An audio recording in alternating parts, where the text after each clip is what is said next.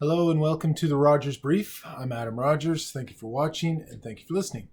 Today was day 71 of the Mass Casualty Commission proceedings, and it was the last day before we get into closing submissions, which are going to take place next week. Closing submissions by all of the participants who had been granted standing. That'll start on Tuesday and go through Friday. The schedule had originally had it to go Monday to Thursday as the commission usually sits, but because of the Queen's funeral and the holiday that's been declared, or day of mourning that's been declared for Monday, the schedule will now go from Tuesday to Friday next week.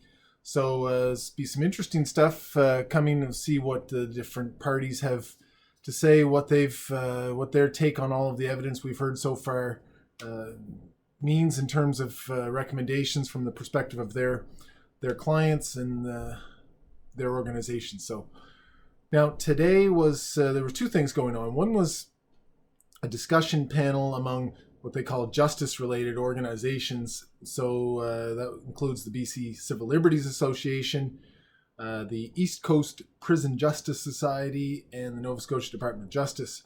Then there was a presentation at the end of the afternoon from Christina Fifield from the Avalon Sexual Assault Centre, who's connected with LEAF as well, a national organization. Insights, they say, from the community engagement sessions that they held with individuals from marginalized communities who had had interactions with Gabriel Wortman in his job as a denturist. So first, we'll talk about the first session. Now, this wasn't really that specific to any particular topic. Talked about just justice issues in the criminal justice system, police governance, police oversight, marginalized individuals and the disproportionate presence of marginalized individuals in our prison system. So lots of things covered. I will say, just format-wise, I wonder if the commissioners really cared about any of this because the speakers, and there were only four of them, so there was, I'll list them out. There was Megan McDermott, who we've seen, the policy director of the BC Civil Liberties Association, Professor Sheila Wildman, who from Dal Law, who's the co-chair of the East Coast Prison Justice Society, Harry Critchley, who's the other co-chair of the East Coast Prison Justice Society, article clerk with Legal Aid, and Haley Crichton, who's the Executive Director of Public Safety for the Nova Scotia Department of Justice. We've seen Ms. Crichton a few times before. So the four of them spoke, and the session started at 2 in the afternoon, was set to go till 4:30. They didn't get many rounds in. I mean, they were asked a question, and they would go on and on and on for 15, 20 minutes, no interruptions, no moderator telling them, all right, keep it focused. They just kind of went on and on. Talked about things like the institutional barriers to cultural change, the justice ecosystem. Talked about how in pretrial custody there's a statistically disproportionate presence of minority or disadvantaged individuals. Not always clear what the connection is between these topics and the events of the Mass Casualty Commission or the work of the Mass Casualty Commission. They were taught discussion of the access to what they're called wraparound supports, so medical, housing, income, all of these things, for example, for individuals who are within the justice system, justice engaged or whatever. There was a few different terms for that. And Professor Wildman talked about the massive decarceration, which took place during the early days of the COVID-19 pandemic, and how that decarceration, I think it was 30 or 40% of people in jail in Nova Scotia in pretrial custody were sent home because of the pandemic, how that coincided with the dramatically lower crime rate during that time. And, she makes a real cause and effect connection there, or suggested one at least. Anyway, it's not really scientifically valid, I don't think, or logically even. There were other things. There was the isolation requirements, so fewer social interactions, many other factors that would lead to a lower crime rate besides decarceration. Now, that's probably a fine idea, but not particularly connected to the mass casualty events. We've heard more about incarceration today than we heard about why the gunman may have driven to Spring Hill Prison the day before he committed these killings. So a curious kind of reference to jails and prisons and all this stuff without actually connecting them to the facts of the events of the mass casualty. So just make that comment. There were some decent discussion on police oversight and discretion, and now some of them were pretty simplistic. That yes, police oversight and discretion is affected by the degree of privilege of the individual under scrutiny or the marginalization of such individuals. No kidding, right? That's obviously true, but again, not clear why that was being discussed today in the Mass Casualty Commission. So. Some things that were discussed that seem more relevant were police governance and auditing functions.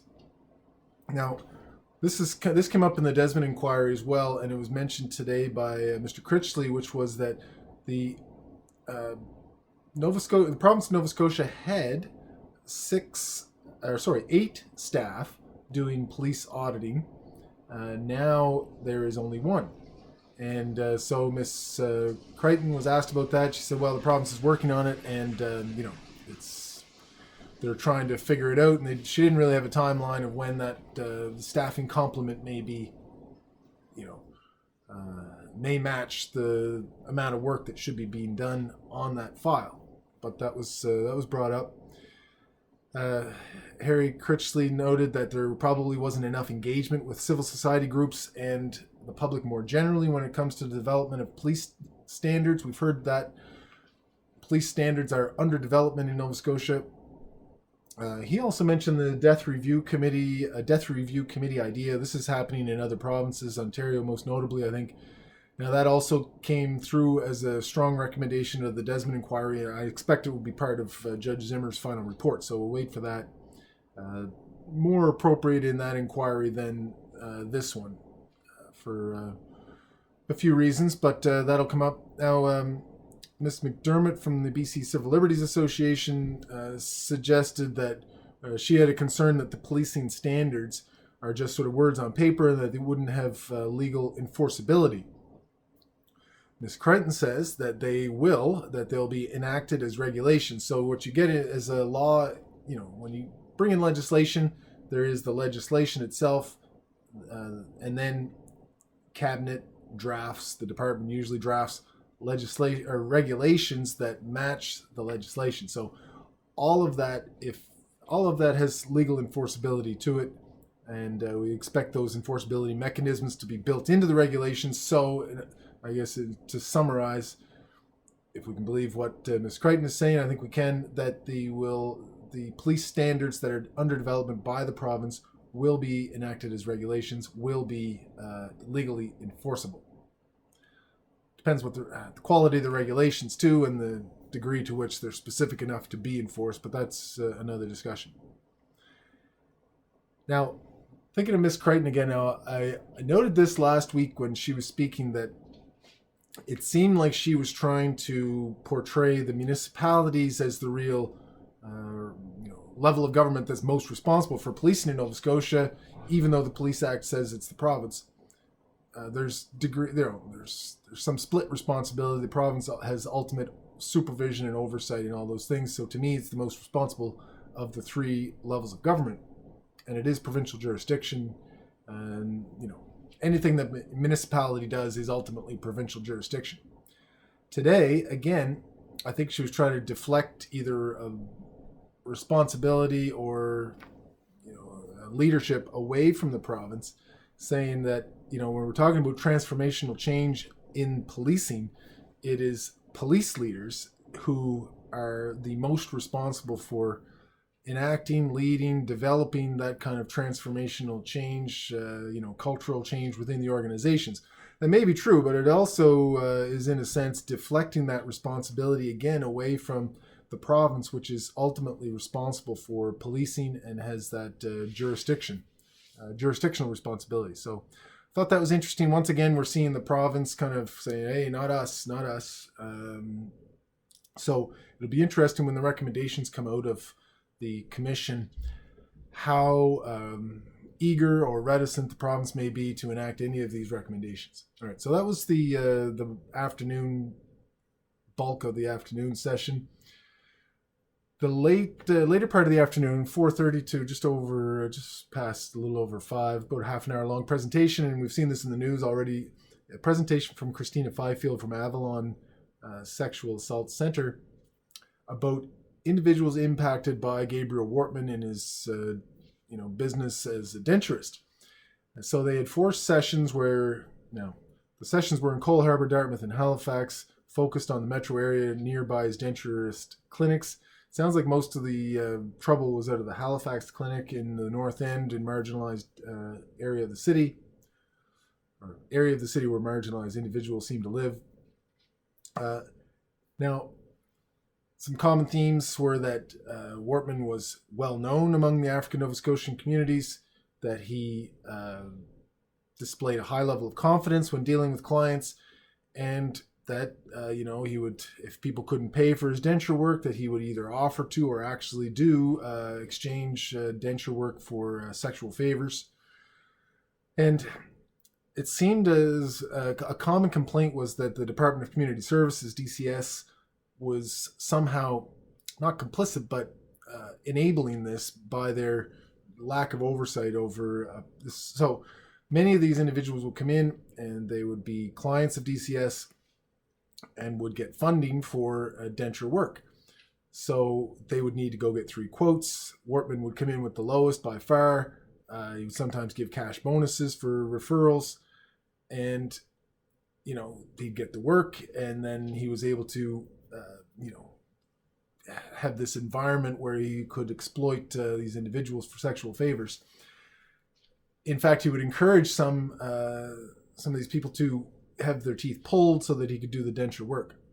So an issue was, one of the problems is, when somebody is sort of vetted, or, they're a trusted provider through DCS, then from the client's perspective, that makes the individual a trusted provider as well, and engenders a level of trust. So the thought emerging from that is that DCS needs to do a better job of watching for red flags, like where somebody is bidding all the time, bidding far below other private providers. Maybe there's something going on there.